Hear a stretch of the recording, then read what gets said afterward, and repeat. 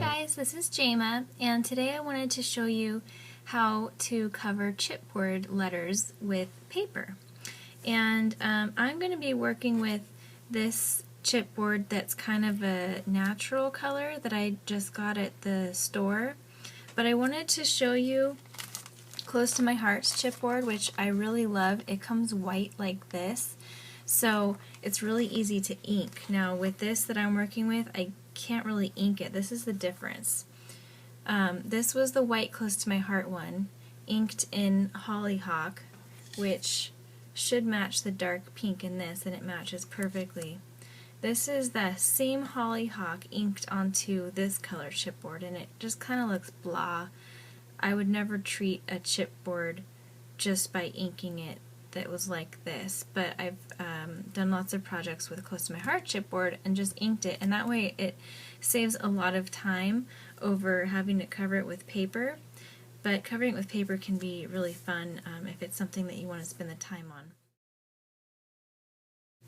And I just want to show you really quick how it looks. I'm going to use this little sponge dauber, and I have a little piece of the white chipboard here that was from an E or something.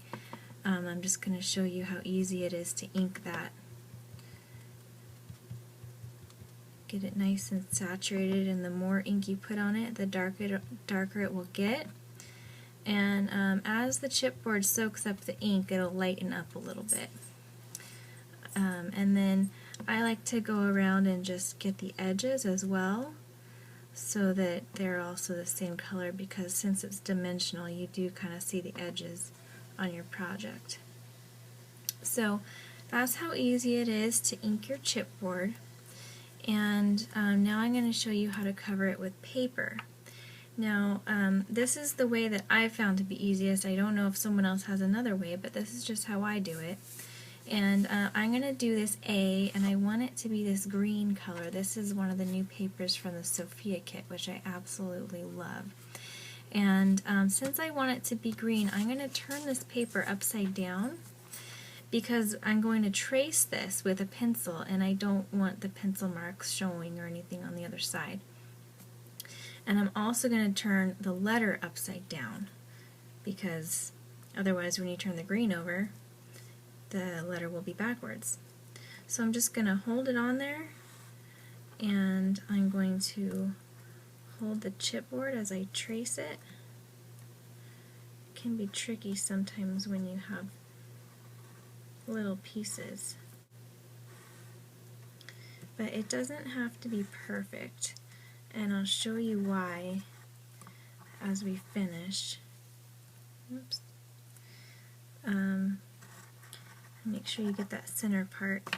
I don't know if you can see, but there's a little bit of an edge just from tracing it. It's not right up flush to the edge of the chipboard. So what I do when I cut it out, I use the micro tip scissors, which are awesome. I highly suggest you get some micro tip scissors from Close to My Heart. They're the best scissors I've ever used. I trace all the letters I'm going to do, and then I like to kind of cut out one or two at a time, so I'm working with a smaller piece of paper. And then these scissors are great with the details. Since the pencil is a little bit outside of where the chipboard needs to be, I'm going to cut on the inside.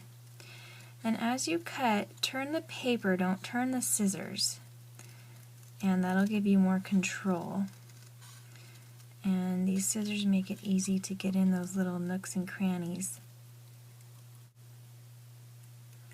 It doesn't have to be very perfect. If it's not perfectly straight, don't worry about it. You're going to be filing the edges and getting it perfect later on. Now the other great thing about these scissors is since the points are really sharp, so since this has an inside part that needs to be cut, I just have to pierce it like that. It's really easy. And then give it a little snip. And do the same thing, making sure to turn your paper, not the scissors. Okay, so now you've got your A, right side up, and here's my chipboard piece. And so now we're going to adhere it right onto the chipboard, and I like to use a glue pen. Any glue pen I have, this is the Zig glue pen. I also really like Close to My Heart's glue pen for this. It's similar, but a tip like this works really well. This is my favorite type of glue pen. And you can use any other glue, like if you have bigger chipboard pieces, you can even use your tape runner, but since these pieces are pretty small, I like to just color it on with a fine tip. Okay, it's good and covered, and you want to really make sure you get a lot of adhesive on there because since there's so many edges to this, you don't want any of it lifting up. Okay, so I've got it on there really well, but if you turn it over you can see there's a lot of stuff hanging off. Now, if you're not a perfectionist, I am, it looks fine just like this, and no one has to know that it's hanging over.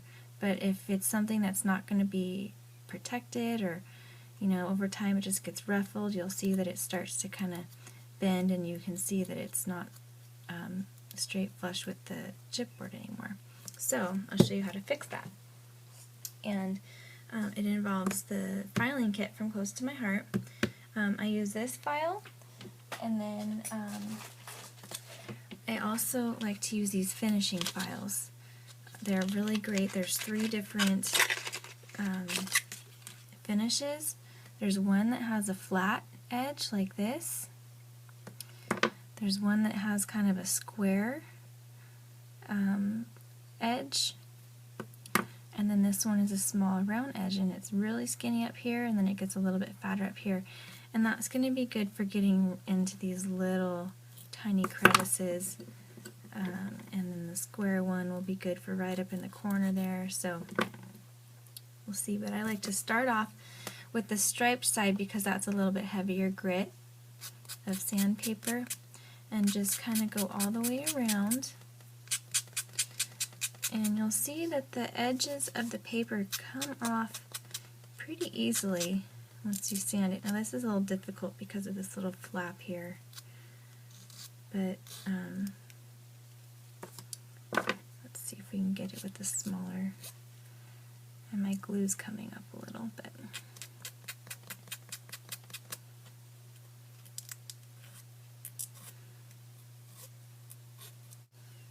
Alright, and just work your way around. I'm going to go back to this file.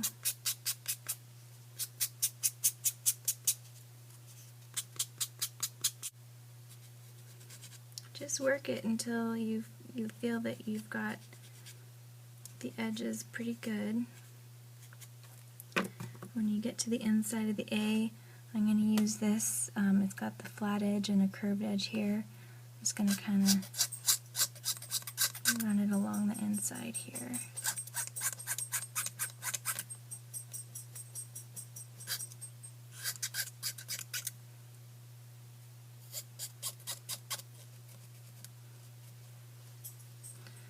Okay, and then again with this, oops, my glue pen didn't stick too well right here.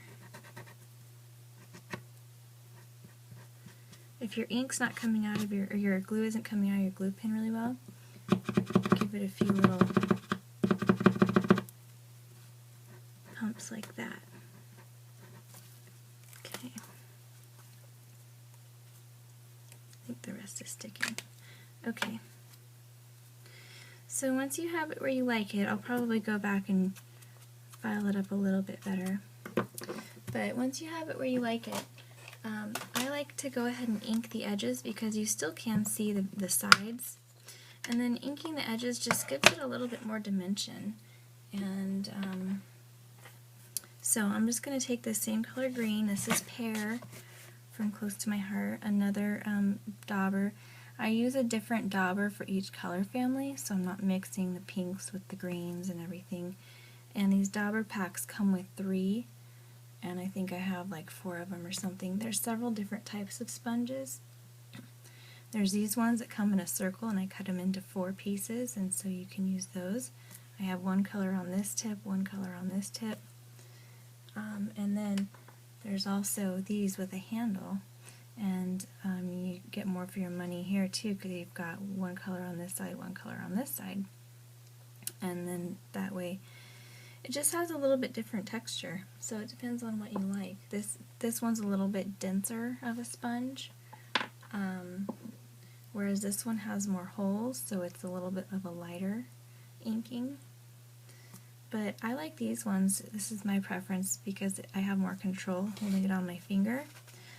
I'm just going to dab it a couple times in the ink, and just barely around the edges. I'm going to go around and ink it. It's going to be a little tricky to get up in these little parts.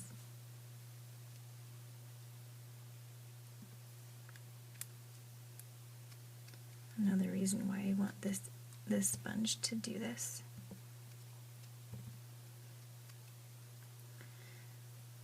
But once you're done,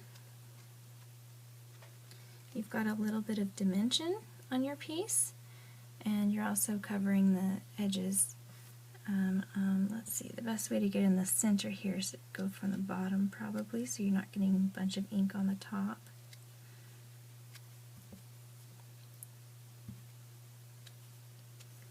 Just get the sides there.